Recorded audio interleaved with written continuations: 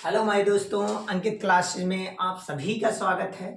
और अंकित क्लासेस 23 में आपके लिए लेकर आया है कि वर्ग माध्य मूल मान किस प्रकार से ज्ञात करते हैं, डेरिवेशन किस प्रकार से करते हैं, जिस पर बोर्ड में फिक्स है कि ये क्वेश्चन आपको मिलेगा। ठीक है, तो किस प्रकार से डेरिवेशन करते हैं। सबसे ज्यादा प्रॉब्लम देती है डेरिवेशन, और अगर आपको डेरिवेशन आ गया तो समझिए इसका क्वेश्चन भी आपको बहुत अच्छे से आ गया। तो मैं आप सभी को क्वेश्चन पहले डेरिवेशन कराऊंगा, फिर इस पे बेस्ड क्वेश्चन कराऊंगा। ठीक है, तो चलिए ध्यान दीजिए, इस वीडियो में कंटिन्यू बने रहिएगा। और आप सभी लोग आते हैं इस टॉपिक पर, वर्ग माध्य मूल मान क्या होता है। तो सबसे पहली चीज जानते हैं कि प्रत्यावर्ती धारा कहते किसे हैं। ठीक है, एसी अल्टरनेटिंग करंट को हम लोग प्रत्यावर्ती धारा कहते हैं। एसी का मीन्स होता है कि जो करंट इस प्रकार से करंट चलती है, मतलब टाइम के रिस्पेक्ट में उसका परिमाण और दिशा दोनों बदलता है, उसे हम लोग प्रत्यावर्ती धारा कहते हैं। प्रत्यावर्ती धारा टाइम के रिस्पेक्ट में उसका मैग्नीट्यूड एंड डायरेक्शन दोनों चेंज होता है, तो उसे हम लोग क्या कहते हैं, अल्टरनेटिंग करंट, शॉर्टकट में एसी करंट कहते हैं, जो अक्सर हम लोग अपने घरों में आते हुए देखते हैं। आज आप लोग टीवी देख रहे हैं और भी जो भी चीजें कर रहे हैं, तो ये सब किसकी देन है, एसी। लेकिन आप जो मोबाइल चार्ज करते हैं वो एसी नहीं है, क्योंकि एसी कभी स्टोर नहीं किया जा सकता। एसी को कन्वर्ट करके डीसी में उसको स्टोर किया जाता है, इसीलिए मोबाइल को चार्ज करने के लिए अडाप्टर का यूज किया जाता है, तो वो डीसी में कन्वर्ट करके आपके मोबाइल के बैटरी में स्टोर कर देता है। ठीक है, तो डीसी को स्टोर कर सकते हैं बट एसी को नहीं। तो एसी कैसे चलता है, अल्टरनेट। अल्टरनेट मींस जैसे देखिए इस प्रकार से चलता है, यहां पर जैसे ये मान लीजिए मूल बिंदु है या साम्य अवस्था है, जिसको एक फिक्स पॉइंट लेट किया गया है, और ये मैक्सिमम और ये मिनिमम की बात की गई है। पहले लाइट कैसे चलती है, अल्टरनेट, मतलब टाइम के रिस्पेक्ट में इसकी वैल्यू चेंज होती रहती है। जो करंट की डायरेक्शन है, एक बार अप एक बार डाउन, एक बार अप एक बार डाउन। ठीक है, एक बार जीरो पर ये क्या है, शून्य है, फिर यहां पर ये क्या है, मैक्सिमम है, यहां पर क्या है, मैक्सिमम है, फिर यहां देखिए आपका इस पॉइंट पर, इसको T/2 कहते हैं, यहां क्या है, ये 0% है, 25% है, 50% है। टी का मतलब 100 समझिए, तो 2 से भाग देंगे, 50 दूनी 100, 50%, यहाँ हो जाएगा 75%, और यहाँ हो जाएगा 100%। तो आप कहां से कहां तक चले, तो टाइम इंटरवल जो आपको मिला, अंतराल जो मिला है वो 0 से टी, कहां से कहां तक मिला है, 0 से टी तक मिला है। ठीक है, पहले आपका टाइम 0 था, जब आपने टाइम स्टार्ट नहीं किया तो करंट की डायरेक्शन भी कहीं नहीं थी, एक कांस्टेंट थी। लेकिन जैसे आपने टाइम इंक्रीज किया वैसे भी तुरंत करंट भी इंक्रीज होने लगा, अर्थात टाइम के रिस्पेक्ट में आपका करंट भी मूव कर रहा है। ठीक है दोस्तों, तो हम लोग बात करेंगे कि ये डिफिनेशन कैसे दिया जाता है।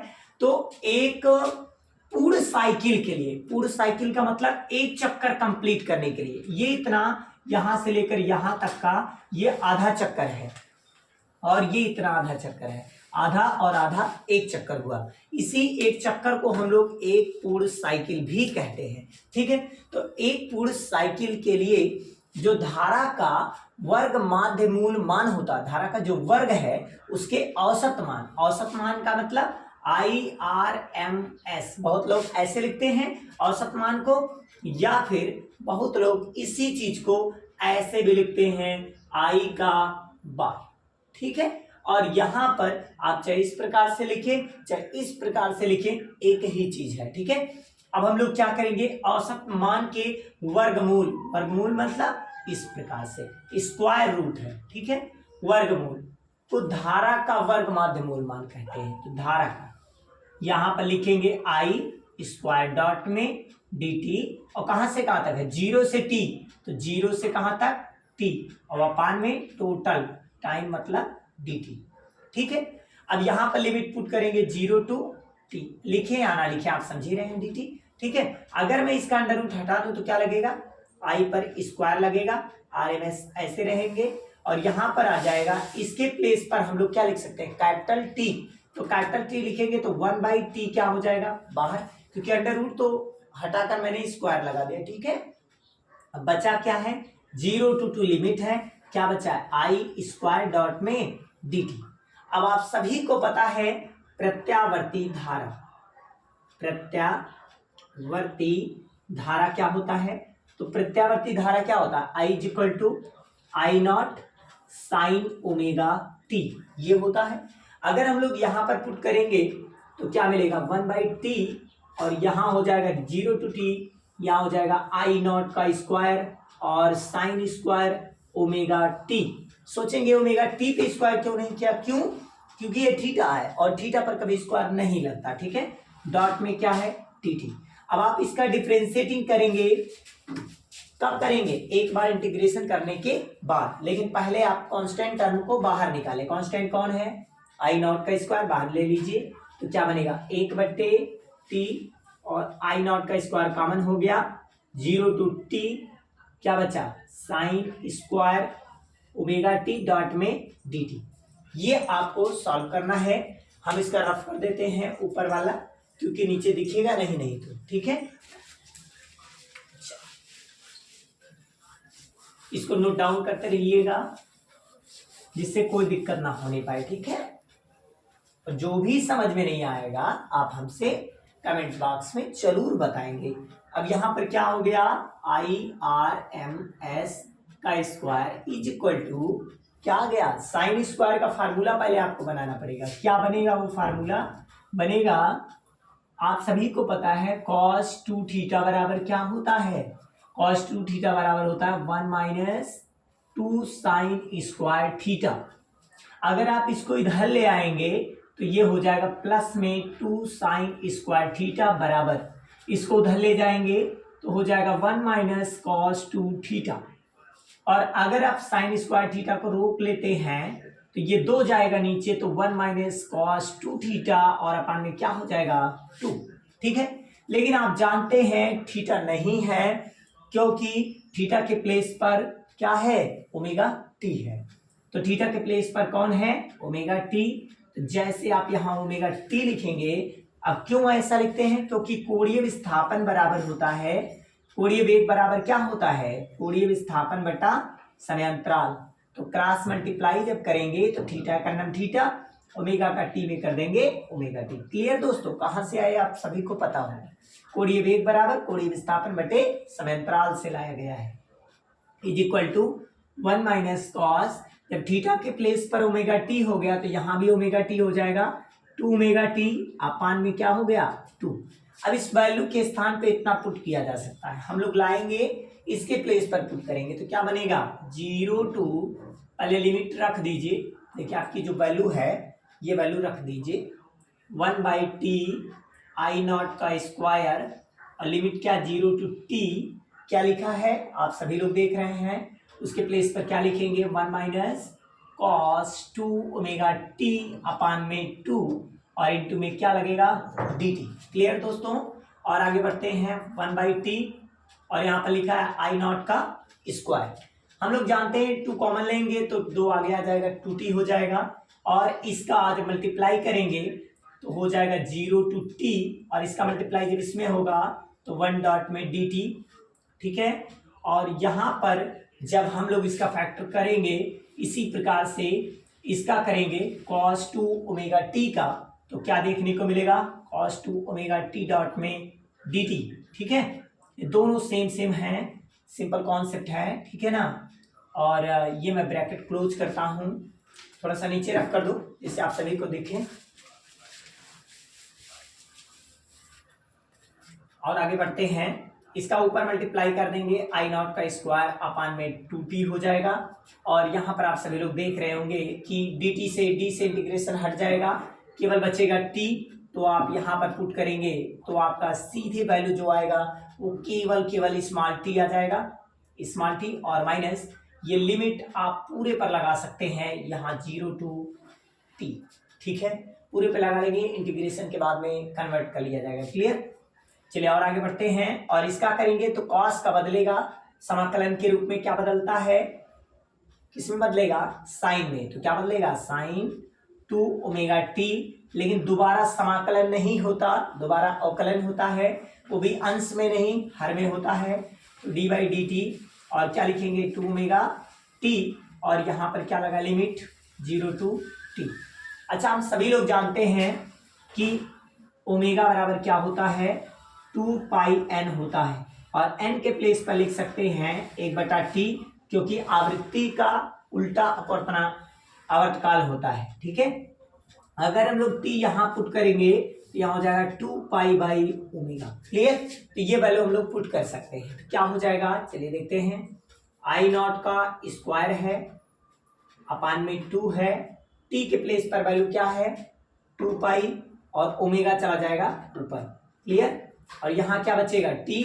अब यहाँ पर वैल्यू अगर हम लोग पुट करेंगे तो यहाँ हो जाएगा t के प्लेस पर क्या हो जाएगा 2 पाई बाई ओमेगा, माइनस यहाँ हो जाएगा साइन 2 ओमेगा, और t के स्मॉल t के प्लेस पर कैपिटल t, और कैपिटल t के प्लेस पर क्या लिखेंगे 2 पाई बाई ओमेगा, और अपान में यहां से बचेगा केवल देखो t से t का अवकलन 1 खत्म हो गया, 2 पाई और 2 ओमेगा बचा, 2 ओमेगा आगे आ जाएगा। ठीक है, अब आप सभी लोग जानते हैं ये ओमेगा से ओमेगा कैंसिल, और 2 दूनी कितना हो जाएगा 4 पाई, और साइन 4 पाई का मान 0 होता है, और 0 यहां पर अगर हम बात करें तो साइन 4 पाई की वैल्यू कितनी है 0। अब आप जान चुके हैं जब ये 0 हो जाएगा, 0 का भाग देने पे ये पूरा टर्म क्या हो गया 0 हो गया, बचा 2 पाई बाई ओमेगा। तो यहां लिखेंगे आई नॉट का स्क्वायर ओमेगा, और 2 दूनी हो गया 4 और पाई, और इनटू में क्या बचा है 2 पाई बाई ओमेगा।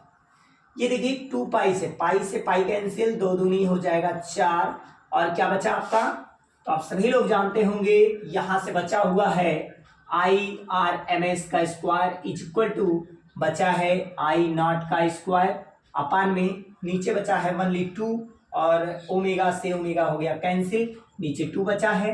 अगर हम लोग इसी को और ज्यादा सॉल्व करें तो क्या देखने को पाएंगे, हम रफ कर देते हैं, आप सभी लोग नोट डाउन करते रहिए, धीरे धीरे स्क्रीनशॉट लीजिएगा।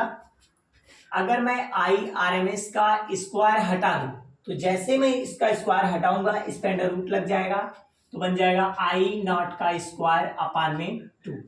और आप जानते हैं स्क्वायर से मैं अंडर रूट को हटा सकता हूं, क्या बनेगा ये बाहर निकालेंगे बनेगा आई का नॉट अपान में ये तो बाहर आएगा नहीं, तो अंडर रूट 2, और ये हो जाएगा IRMS। ठीक है, ये आपका आ गया वैल्यू। आर का मीन्स क्या होता है रूट, यम मीन्स मीन, और यस मीन्स क्या होता है स्क्वायर।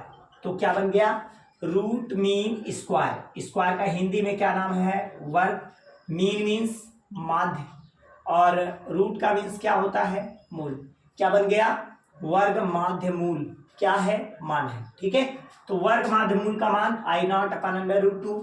अगर यही VRMS आता है प्रत्यावर्ती वोल्टेज में तो क्या करेंगे, यहां पर जहां आई है वहां VU नॉट हो जाएगा अपान में अंडर रूट 2 हो जाएगा। ठीक है, और अगर यही ERMS आ जाता है तो आप लिखेंगे E नॉट और बाई अंडर रूट 2। क्लियर, जिस भी प्रकार से आता है तो इसी टाइप से आप डिवाइडिंग करेंगे। क्लियर, और अगली चीज अगर हम बात करें तो इसमें अगर वैल्यू ज्ञात करें तो क्या मिलेगा, अच्छा थोड़ा सा ध्यान दें, V नॉट है जैसे 1 by under root 2, under root 2 का मान 1.414 होता है, और यहाँ लिखा है V नॉट, इसका डिवाइडिंग करेंगे 0.707 लगभग V नॉट ऐसे करीबन आएगा। ठीक है, कभी कभी ऑब्जेक्टिव क्वेश्चन दे दिया जाता है कि धारा का वर्ग माध्य मूल मान क्या होगा, अगर धारा का कहता है तो ये रहेगा I नॉट लगेगा, वोल्टेज का कहा जाए तो ये रहेगा V नॉट लगेगा। ठीक है ना, ध्यान देना है क्या कहा गया है, ये जो V नॉट है ये वोल्टेज का शिखर मान है,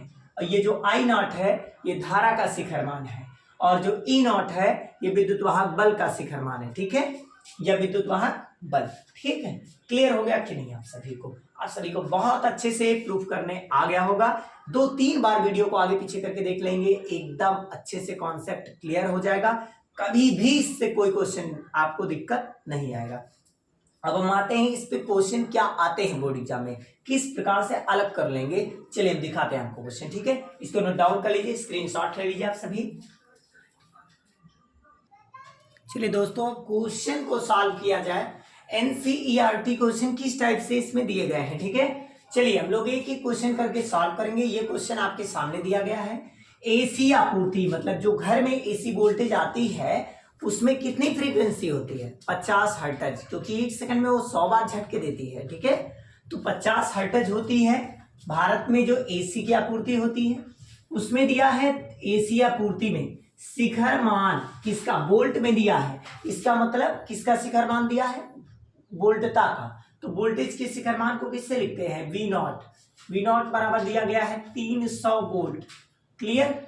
फिर दिया गया आरएमएस वोल्टता बताइए। आरएमएस वोल्टता का मतलब वीआरएमएस आपको बताना है। ठीक है, अब आप सभी को पता है कि वीआरएमएस अगर निकालना है root mean square velocity, velocity नहीं वोल्टेज निकालना हो तो क्या करते हैं, वी नॉट अपान में अंडर रूट 2। अब वी नॉट का मान आपको पता है कितना दिया गया है 300 और बटे में अंडर रूट 2। और ऐसा क्वेश्चन जब नीचे अंडर रूट 2 आए तो परमेयीकरण कर दिया करिए। ठीक है, परमेयीकरण करेंगे तो क्या होगा, परमेयीकरण किसका किया, हर का। हर का परमेय बना रहे हैं तो मल्टीप्लाई करेंगे तो यहाँ हो जाएगा 300 अंडर रूट में 2, क्योंकि ऊपर का ऊपर में गुणा नीचे का सेम रूट सेम संख्या कितना आएगा 2 और 2 से काट दीजिएगा आ जाएगा 150 अंडर रूट में 2। ये भी वोल्टेज ही है इसीलिए यूनिट भी वोल्ट होगी। दोस्तों इतना आपको बहुत अच्छे से समझ में आया होगा। वीडियो समझ में आता रहे तो लाइक शेयर सब्सक्राइब कीजिए जिससे मैं आपके लिए और अच्छे से अच्छा वीडियो लेकर आऊं। अब देखिए पार्ट ए क्लियर हो गया, पार्ट बी आते हैं दोस्तों। क्या दिया गया आप सभी लोग देखिए, एसी परिपथ में धारा का आरएमएस मान, किसका आरएमएस सर्किल दिया है, धारा का। तो धारा को किससे लिखते हैं, आई, और आरएमएस मींस आरएमएस, और इज इक्वल टू कितना दिया गया है 10 एम्पियर, तो यहाँ लिखेंगे 10 एम्पियर। क्लियर। और आगे क्या दिया गया है, शिखर धारा कितनी होगी, शिखर धारा मतलब आई नॉट आपसे पूछा जा रहा है। अब आप सभी लोग पढ़े हैं I R M S is equal to I naught by under root में 2, यही तो फार्मूला है ना। क्रॉस मल्टीप्लाई कर लीजिए तो आई नॉट का नाम आई नॉट और आई आर एम एस में अंडर रूट 2 से गुणा। आई आर एम एस का मान कितना दिया 10, अंडर रूट 2 का मान है 1.414 और गुणा कर देंगे 10.10 से एक अंक आगे चला जाएगा तो कितना हो जाएगा 14.14 और ये धारा का मात्रक एम्पियर। ये आ गया क्वेश्चन, एनसीईआरटी क्वेश्चन। ये पहला क्वेश्चन कंप्लीट हो गया। अब आते हैं सेकंड क्वेश्चन, इसको नोट डाउन कीजिए, मैं रफ कर देता हूं। सेकंड क्वेश्चन पे आइए।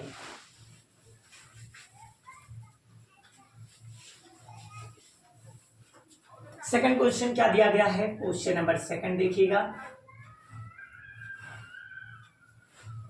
देखिए दिया क्या है, 100 ओम का प्रतिरोधक। ठीक है, 100 ओम है तो ओम किसका मात्रक है, तो आर का, प्रतिरोध का, क्योंकि प्रतिरोध का मात्रक ओम है। ठीक है, तो आप सभी लोग भूलिएगा नहीं। आगे क्या है 220 वोल्ट। अच्छा ये जो 220 वोल्ट दिया है ये घर में सप्लाई आती है ना 220 वोल्ट की, तो ये 220 वोल्ट एसी वोल्टेज है ना, तो ये टोटल वैल्यू है और जो टोटल वैल्यू होती है उसे आरएमएस से लिखा जाता है। तो लोग क्या लिखेंगे, वीआरएमएस।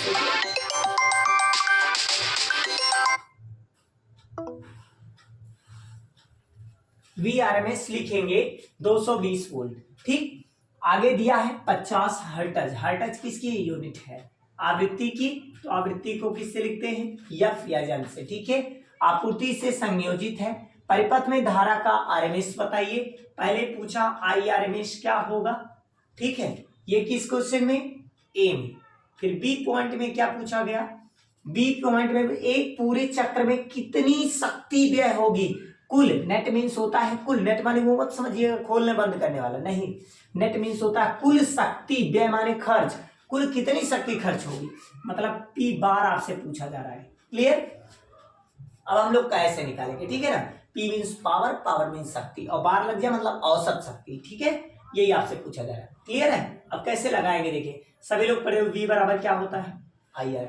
अगर मैं आई को रोकूंगा तो वी बाई क्या हो जाएगा, ये आर नीचे चला जाएगा, जो गुणे में होता है नीचे जाता है। ठीक है ना, आई बराबर वी अपाना। लेकिन अगर मैं इसमें क्या करूं, आई को आरएमएस कर दूं, आई को क्या कर दूं आरएमएस, तो वी भी किस में हो जाएगा आरएमएस और अपान में आर है तो आर। अब वी आरएमएस का मान हमें दे दिया गया है कितना 220 और आर का मान कितना है 100। अच्छा एक जीरो से एक जीरो कट गए, तो कितना आ गया, एक जीरो से एक अंक पहले दशमलव, जितने नीचे जीरो उतने अंक पहले दशमलव, वो भी किस तरफ से, दाहिने तरफ से। तो 22 में एक अंक पहले दशमलव लगाएंगे तो कहाँ लगाएंगे, इधर से, तो 2.2। और इसका धारा का मात्रक एम्पीयर। ये आप सभी को आ गया होगा, मेरा पूरा विश्वास है, जितने लोग मन से देख रहे हैं। अत्तर मोरे हम चित्र भूसौले वाली कहानी है तो फिर कोई बात ही नहीं है, ठीक है ना जी। हमारा तो प्रयास पूरा है आपको सिखाने का। पी बार, सेकंड क्वेश्चन आते हैं दोस्तों। पी बार का मतलब P equal to I square R होता है, ये मैंने सिद्ध कराया है। औसत शक्ति, औसत शक्ति ज्ञात करना है तो आप P पर जैसे बार लगाएंगे तो यहाँ RMS का स्क्वायर हो जाएगा और इंटू आर। अब IRMS है कितना, IRMS आप निकालें 22/10, पहले पॉइंट वाला ना रखिए नहीं तो परेशान हो जाएंगे। तो 22/10 गुणे 22/10 और R का मान आप सभी को पता है कितना दिया गया, 100। अब ये देखिए, जीरो से जीरो कट गया, 22 से ही हम कितना होता है 484 और शक्ति का मात्रक वाट। क्लियर हो गया ना, समझ में तो इसे याद रखिए, शक्ति से शक्तिमान और शक्तिमान ने सबकी वाट लगा दी, बचे रहिए नहीं तो आपका भी वाट लग जाएगा, ठीक है। तो समझिए और बढ़िया से पढ़िए। चलिए तीसरे क्वेश्चन पर आते हैं। ऐसे ही आप लोग मेहनत कंटिन्यू करिए, प्रैक्टिस सबसे ज्यादा न्यूमेरिकल का करके जाइए, न्यूमेरिकली आपको ज्यादा मिलेगा और डेरिवेशन, ठीक है। तीसरे क्वेश्चन पर आइए। क्वेश्चन नंबर 3 क्या कहा गया, प्रत्यावर्ती वोल्टता का समीकरण दिया गया है, V इक्वल टू दिया गया है 100 √2 साइन 100 पाई t। फिर दिया गया है VRMS बताना है, वोल्टेज का वर्ग माध्य मूल मान बताना है और आवृत्ति बतानी है, ठीक है। तो हम लोग पहले इसे समीकरण से कंपेयर करेंगे। तो V बराबर V0 साइन ओमेगा t। तो इससे ये पता चला कि V0 के प्लेस पर ये है, तो V0 बराबर क्या हो गया 100 और √2। अच्छा, हम लोग को VRMS चाहिए, तो VRMS का फार्मूला सब लोग जानते हैं। शिखर मान में यदि वोल्टेज के शिखर मान में √2 से डिवाइड कर दिया जाए तो हमें वोल्टेज का, प्रत्यावर्ती वोल्टेज का वर्ग माध्य मूल मान मिल जाएगा, ठीक है। तो V0 का मान कितना है 100 √2 और नीचे क्या √2 है, देखिए कैंसिल, कितना बचा 100 और धारा का मात्रक रहे तो एम्पियर, वोल्टेज रहे तो वोल्ट। बोलो क्लियर, आज टोटल क्लियर। चलिए नेक्स्ट आते हैं, ओमेगा के प्लेस पर क्या लिखा है 100 पाई, टी के प्लेस पर टी है, ठीक है ना। ऐसे कंपेयर कर लेना चाहिए, केवल समीकरण याद रहे बस। ओमेगा के प्लेस पर क्या लिखा है 100 पाई। अब ओमेगा बराबर 2 पाई एफ, चाहे एफ लिखो या फिर एन लिखो, बराबर में 100 पाई। अब पाई से पाई कैंसिल, 2 का 2 50 दूनी 100, तो यह बराबर कितना है आप 50। आवृत्ति का मात्रक है टच। क्या आपको कोई समस्या? मुझे विश्वास है कि आप सभी को बहुत अच्छे से आया होगा और इस वीडियो को अपने दोस्तों के पास, जो पढ़ने वाले दोस्त हैं, जो इस बार यूपी बोर्ड 2024 में, उनसे बताइए कि लगिए। और अगर कंटिन्यू आप लोगों ने मेरे साथ दिया तो मैं आप लोग के लिए बहुत ज्यादा से ज्यादा प्रयास करूंगा